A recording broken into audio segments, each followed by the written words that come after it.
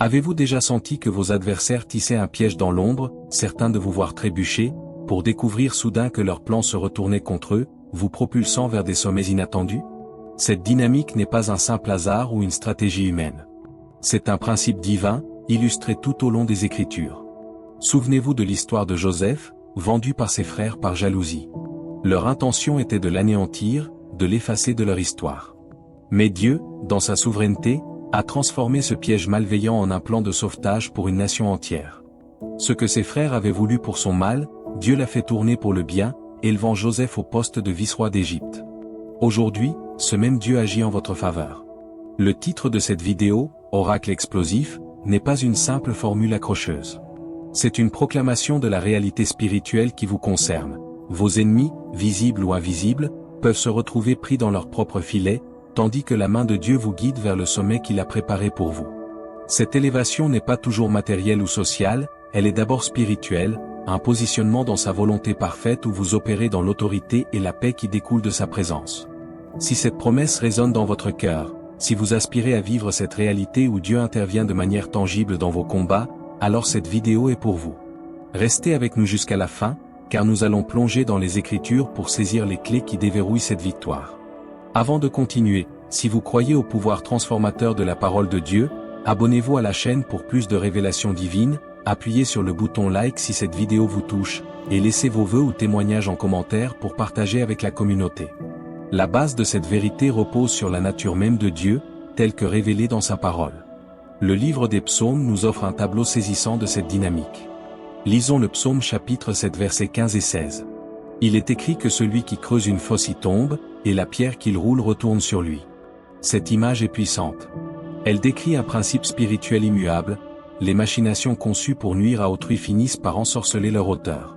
Ce n'est pas une malédiction que nous lançons, mais la conséquence naturelle de marcher dans l'iniquité face à un Dieu juste. Lorsque vous marchez dans l'intégrité, sous la couverture de Dieu, vous n'avez pas à orchestrer la chute de vos détracteurs. Votre rôle est de rester fidèle, de prier, et de faire confiance à la justice divine. Dans votre vie quotidienne, cela se traduit par un refus de rendre le mal pour le mal. Lorsqu'une calomnie circule à votre sujet, la tentation est grande de lancer une contre-attaque, de divulguer des informations pour salir à votre tour. Mais la marche dans la foi vous appelle à un terrain plus élevé. Confiez cette injustice au Seigneur dans la prière. Déclarez votre confiance en sa capacité à vous défendre. Parfois, sa défense prendra la forme d'une révélation de la vérité qui vous blanchira. D'autres fois, elle prendra la forme d'une paix inébranlable dans votre cœur pendant que la tempête fait rage à l'extérieur. Votre paix devient alors un témoignage silencieux mais éloquent de la réalité de Dieu dans votre vie. L'histoire de la reine Esther est un chef-d'œuvre de ce retournement divin. Haman, rempli d'orgueil et de haine pour le peuple juif et spécifiquement pour Mardochée, érigea une potence très haute avec l'intention d'y faire pendre celui qui refusait de s'incliner devant lui. Son plan démoniaque était d'exterminer tout un peuple. Cependant, par une série de circonstances orchestrées par la providence divine, le courage d'Esther, l'insomnie du roi, la lecture des chroniques, le piège se retourna. C'est Haman qui fut pendu à la potence qu'il avait préparée pour Mardochée, et le peuple juif fut non seulement sauvé, mais honoré. Ce récit nous enseigne que les plans les plus diaboliques ne peuvent contrecarrer le dessein de Dieu pour ses enfants. Dans votre vie, vous pouvez faire face à des situations qui semblent sans issue, où quelqu'un détient un pouvoir apparent sur votre avenir. La clé est celle qu'Esther a employée, le jeûne et la prière collective. Elle n'a pas agi dans la précipitation. Elle s'est préparée spirituellement, s'entourant de la communauté pour implorer Dieu. Votre application pratique aujourd'hui est de ne pas affronter les grands défis dans l'isolement. Identifiez des frères et sœurs en Christ de confiance avec qui vous pouvez partager votre fardeau et prier avec ferveur. L'unité dans la prière crée un bouclier spirituel puissant et invite l'intervention divine d'une manière particulière. Votre ennemi peut préparer un filet, mais Dieu peut transformer ce filet en un trampoline qui vous envoie plus haut. La prière n'est pas un rituel magique, c'est un dialogue avec le Père Céleste qui aligne votre volonté à la sienne et active sa puissance dans le monde naturel. Jésus lui-même nous a donné un modèle dans l'oraison dominicale. Il nous enseigne à prier, que ta volonté soit faite sur la terre comme au ciel. Cette partie de la prière est cruciale dans le contexte de nos adversités. Plutôt que de prier simplement pour la défaite d'un ennemi, nous devons prier pour que la volonté parfaite et juste de Dieu s'accomplisse dans la situation. Cette prière libère Dieu pour agir de la manière la plus sage et la plus complète, qui inclut souvent de confondre les méchants et de préserver les justes. Dans votre routine quotidienne, consacrez un moment spécifique à la prière d'intercession pour les situations difficiles. Ne vous contentez pas des demandes générales. Soyez précis avec Dieu. Présentez-lui les faits, exprimez votre douleur ou votre confusion, puis déclarez votre soumission à son jugement et à son timing. Lisez des psaumes qui expriment la justice de Dieu, comme le psaume 37. Méditez sur la promesse que les méchants seront retranchés mais que ceux qui s'attendent à l'Éternel posséderont la terre. Cette méditation renouvelle votre esprit, remplaçant l'anxiété par une expectative confiante. Votre prière devient alors une arme stratégique qui démolit les fortifications spirituelles élevées contre la connaissance de Dieu. La parole de Dieu n'est pas un livre ancien et poussiéreux, c'est une épée vivante et tranchante, capable de discerner les pensées et les intentions du cœur. Pour marcher dans la victoire où les pièges de l'ennemi sont déjoués, vous devez saturer votre esprit de cette parole. Jésus, confronté aux tentations directes du diable dans le désert, répond à chaque attaque par une citation précise des Écritures, il est écrit. Il n'a pas débattu, il n'a pas utilisé sa propre raison. Il a brandi la parole comme un bouclier et une épée. De la même manière, lorsque vous faites face à des accusations intérieures, à la peur de l'échec que vos ennemis souhaitent pour vous, ou à des mensonges sur votre identité, votre arme la plus puissante est une parole scripturaire précise. Comment intégrer cela pratiquement ? Ayez un temps de lecture biblique quotidien non pas comme une obligation, mais comme une quête de nourriture vitale. Choisissez un livre de la Bible et lisez-le lentement. Notez un verset qui vous parle particulièrement. Écrivez-le sur une carte, mémorisez-le. Lorsqu'une pensée contraire à la promesse de Dieu surgit, combattez-la immédiatement en déclarant ce verset à voix haute. Par exemple, si l'ennemi vous murmure que vous êtes rejeté, déclarez « Je suis accepté dans le bien-aimé » comme le dit l'apôtre Paul aux Éphésiens chapitre 1 verset 6. Cette pratique discipline votre esprit à se soumettre à la vérité de Dieu plutôt qu'aux circonstances. L'obéissance à la voix de Dieu, même lorsqu'elle semble illogique, est un canal puissant pour sa protection et son élévation. Prenons l'exemple du roi Josaphat dans le deuxième livre des Chroniques, chapitre 20. Une vaste armée marchait contre Juda. Josaphat, saisi de crainte, prit une décision cruciale, il rechercha l'Éternel et proclama un jeûne.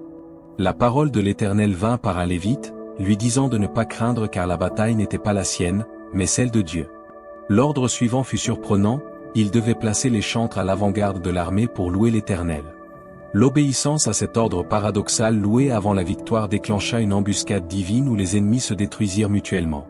Le principe est clair, l'obéissance dans la foi ouvre la voie à l'intervention surnaturelle. Dans votre vie, Dieu peut vous conduire à pardonner à quelqu'un qui ne le mérite pas, à rester silencieux lorsque vous voulez vous justifier, ou à donner une ressource alors que vous pensez en avoir besoin. Obéir dans ces moments, c'est construire un chemin pour que Dieu agisse. Pratiquement, cultivez l'habitude de chercher la direction de Dieu dans les petites décisions quotidiennes. Demandez-lui, « Seigneur, que veux-tu que je fasse dans cette conversation ? Comment veux-tu que je réagisse à cet email provocateur ?» Sa réponse, souvent une douce conviction dans votre cœur de faire le bien, est votre ordre de marche.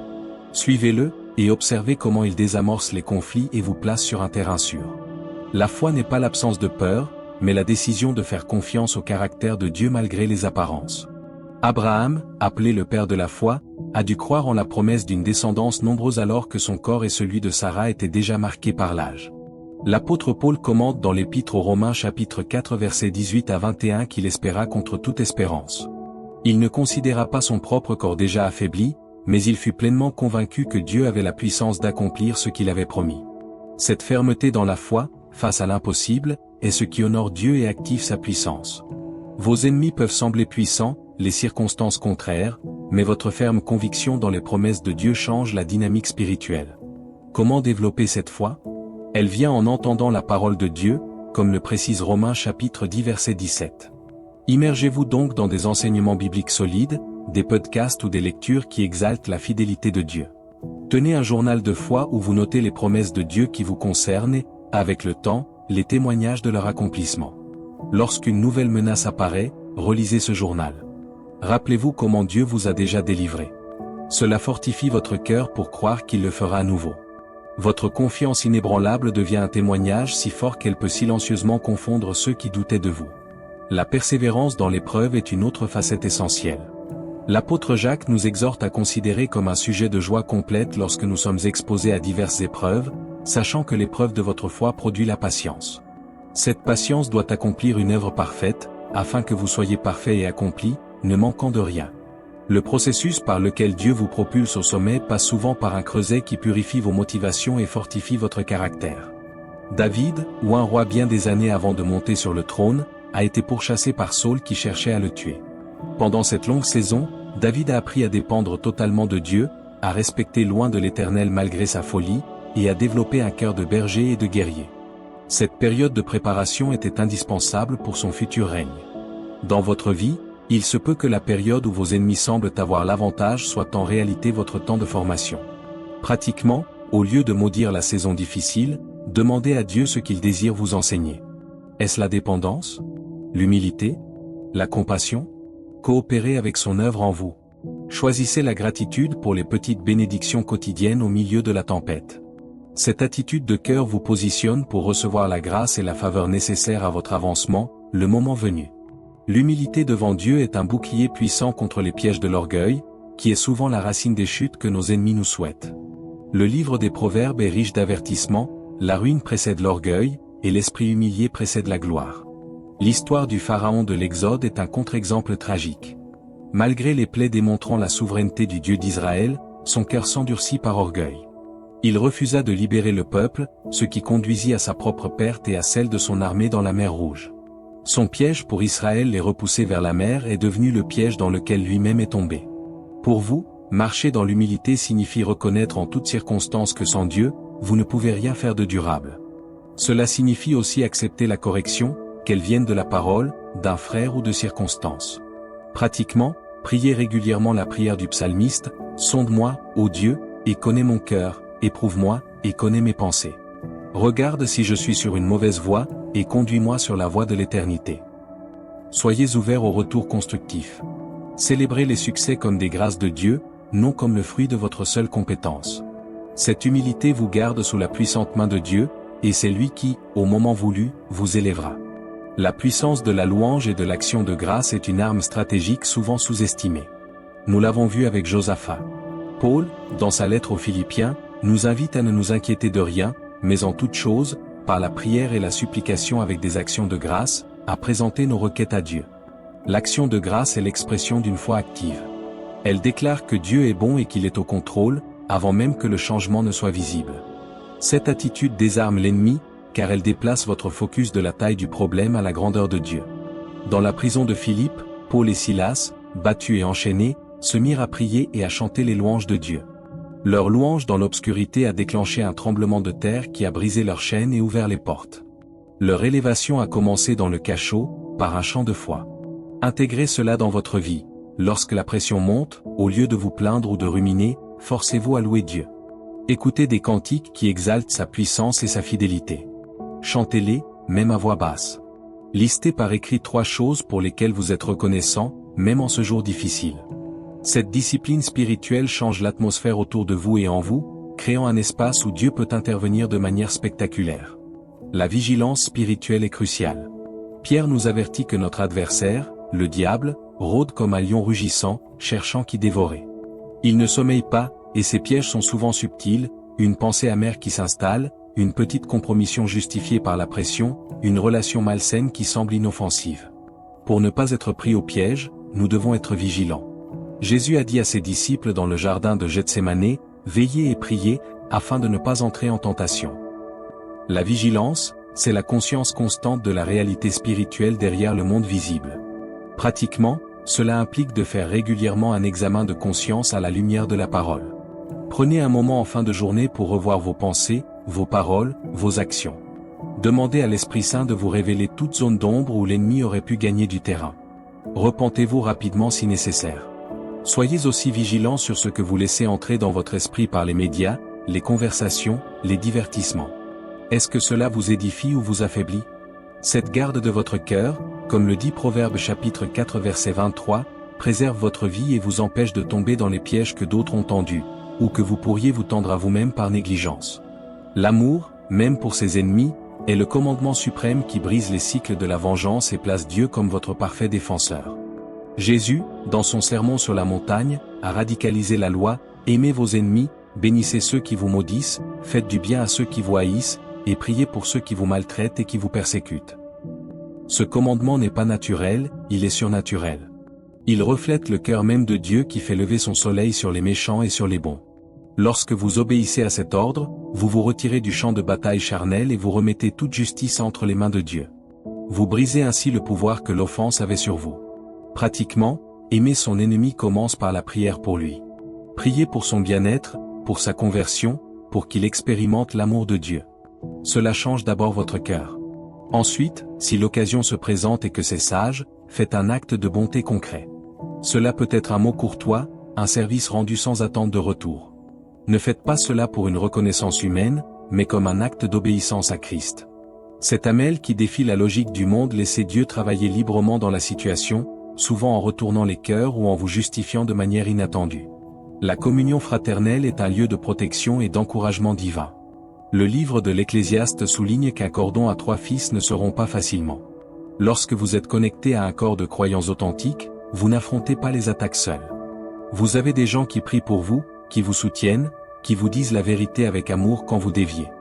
Dans le livre des Actes, l'Église primitive était unie, partageant tout, priant ensemble. Cette unité était une telle force que les autorités extérieures ne pouvaient les contrer. Un exemple frappant est la libération de Pierre de prison par un ange, alors que l'Église priait avec insistance pour lui. Leur prière collective a ouvert les portes surnaturelles. Dans votre marche, ne négligez pas l'Assemblée des Saints. Trouvez une communauté locale où vous pouvez servir et être servi. Soyez transparent avec des responsables spirituels matures lorsque vous traversez de fortes oppositions. Parfois, Dieu utilise la sagesse d'un frère pour vous révéler un piège que vous n'aviez pas vu. La correction et l'exhortation mutuelle vous gardent sur le droit chemin et accélèrent votre croissance vers les sommets que Dieu a préparés. La gestion des paroles est un domaine où beaucoup tombent dans leur propre filet. Jacques compare la langue à un petit feu qui peut embraser une grande forêt. Les commérages, les calomnies, les paroles de colère ou de malédiction peuvent créer des dégâts considérables et souvent se retourner contre leur auteur. Au contraire, des paroles empreintes de grâce, de vérité et de sagesse ont le pouvoir d'apaiser les conflits et de vous établir. Proverbe chapitre 15 verset indique une réponse douce calme la fureur, mais qu'une parole dure excite la colère. Lorsque vous êtes attaqué verbalement, la tentation est de répliquer sur le même ton, de justifier, de contre-attaquer. La sagesse d'en haut vous appelle à une autre réponse. Avant de parler, prenez un moment de silence pour prier intérieurement.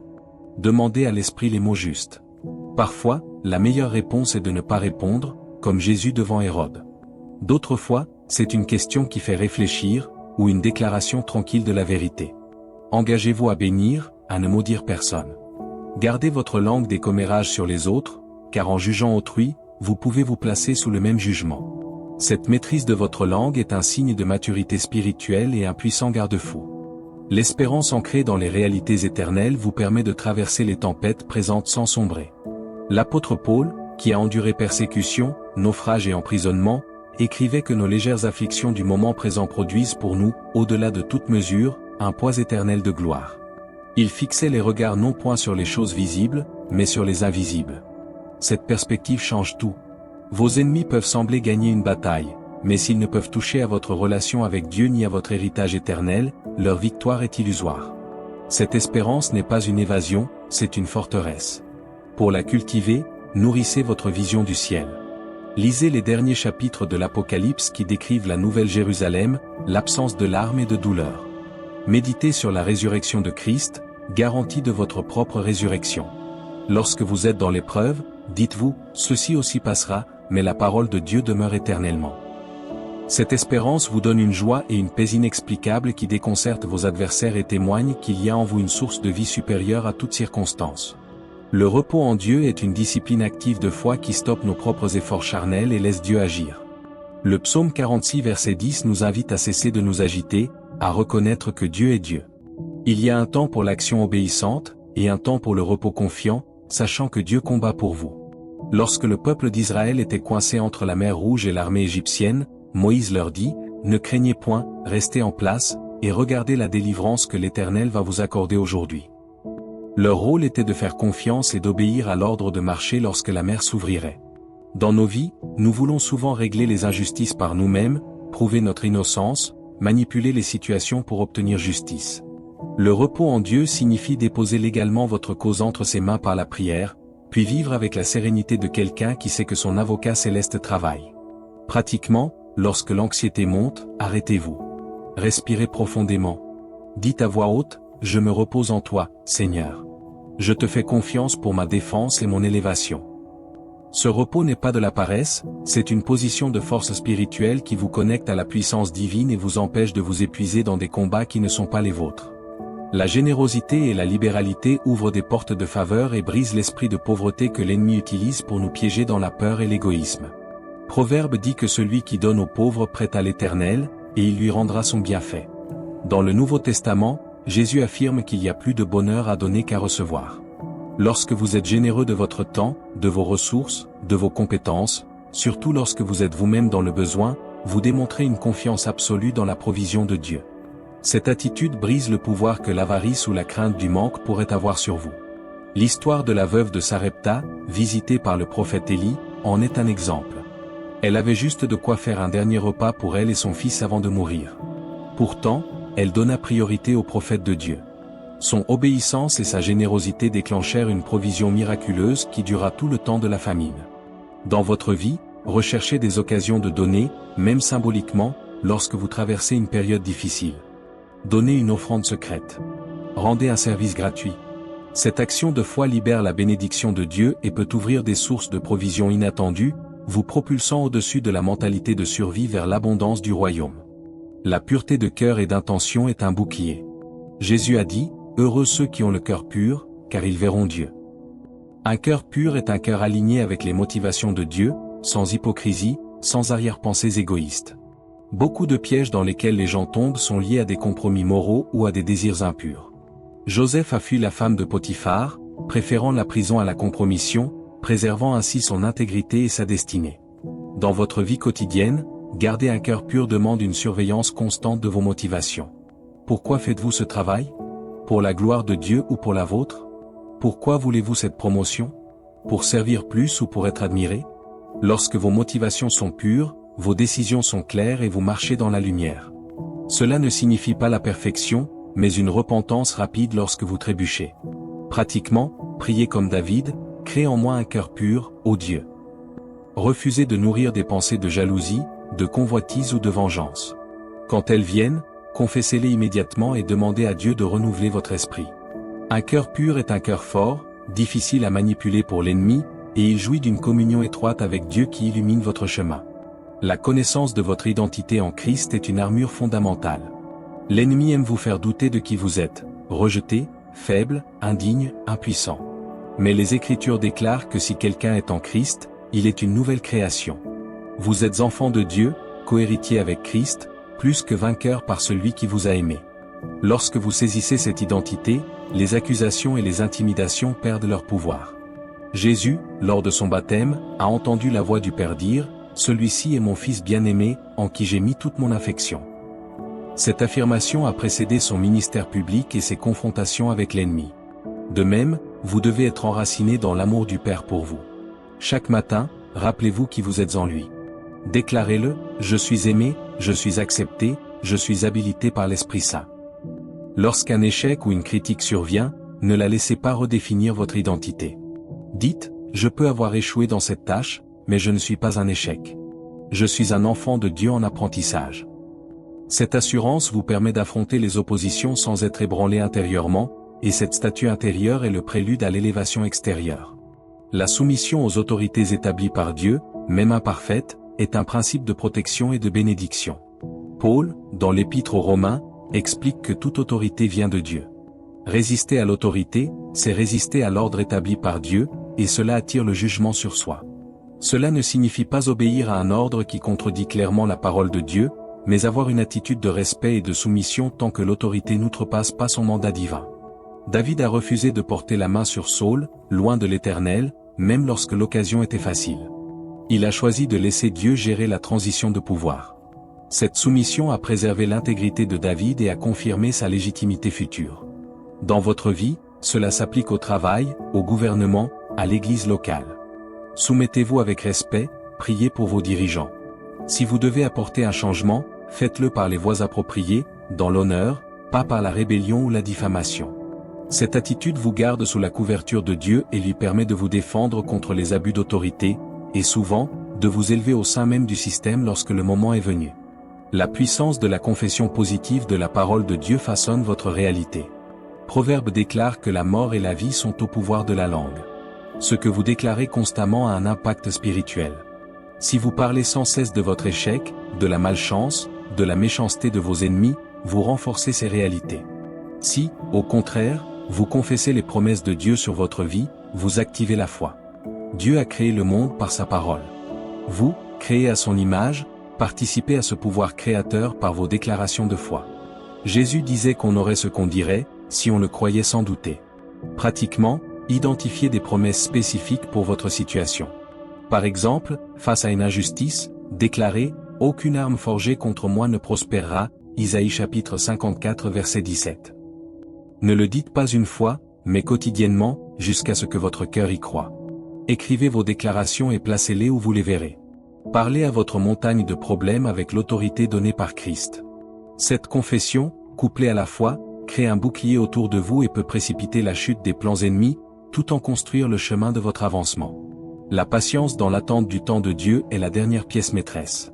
Hébreux chapitre 10 verset 36 affirme, « Vous avez besoin de patience, afin qu'après avoir accompli la volonté de Dieu, vous obteniez ce qui vous est promis. » Dieu a un timing parfait. Vouloir devancer son temps, par impatience ou par pression, peut vous faire tomber dans des pièges. Abraham, ayant reçu la promesse d'un fils, a tenté de l'accomplir par Agar, créant une situation conflictuelle durable. Il a dû attendre 25 ans pour la réalisation divine.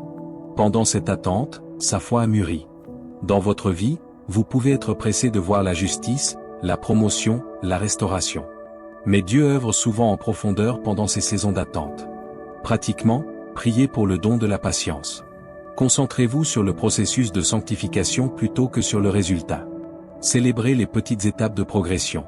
Rappelez-vous que Dieu n'est jamais en retard. Son timing est calculé pour maximiser sa gloire et votre bien.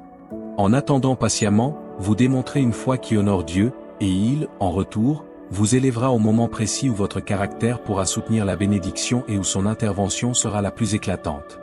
Et voilà, famille. Nous avons parcouru ensemble ces principes puissants tirés de la parole éternelle. Rappelons l'essentiel, Dieu est un Dieu de justice et d'élévation. Lorsque vous marchez avec lui dans l'intégrité, la foi, l'obéissance et l'amour, vous devenez invulnérable au piège de l'ennemi. Au contraire, vos adversaires peuvent se retrouver pris dans leurs propres stratagèmes, non par votre vengeance, mais par la main souveraine du Très-Haut qui défend sa cause et celle de ses enfants. Vous n'êtes pas seul dans ce combat. L'Esprit Saint en vous est plus grand que toute puissance qui est dans le monde. Votre élévation n'est pas un mythe, c'est une destinée inscrite dans les plans parfaits de Dieu. Alors, levez la tête. Renouvelez votre confiance. Pratiquez ces principes au quotidien, et observez comment Dieu transforme vos batailles en tremplin et vos épreuves en témoignages éclatants. Maintenant, inclinons nos cœurs dans une prière commune. Père Céleste, nous t'approchons avec gratitude pour ta parole qui est une lampe à nos pieds. Merci pour chaque personne qui regarde cette vidéo. Tu connais ses combats, ses craintes, les pièges qui semblent se dresser sur son chemin. Nous te remettons chaque situation aujourd'hui. Nous proclamons que tu es son défenseur et son élévateur. Renforce sa foi, Seigneur. Donne-lui la perspicacité de l'esprit pour discerner les pièges et la grâce pour y échapper. Répands ta paix dans son cœur, une paix qui surpasse toute intelligence. Pour ceux qui traversent des injustices, nous te prions pour une intervention divine rapide. Retourne les conseils des méchants, confonds leurs plans. Élève ton enfant à la place d'influence et de bénédiction que tu as préparée pour lui ou elle. Bénis sa famille, sa santé, ses finances, ses projets. Qu'il rayonne de ta joie et devienne un canal de ta bénédiction pour beaucoup. Au nom puissant de Jésus, nous prions. Amen. Si cette parole a fortifié votre esprit, passez à l'action maintenant pour rester connecté à cette source de révélation.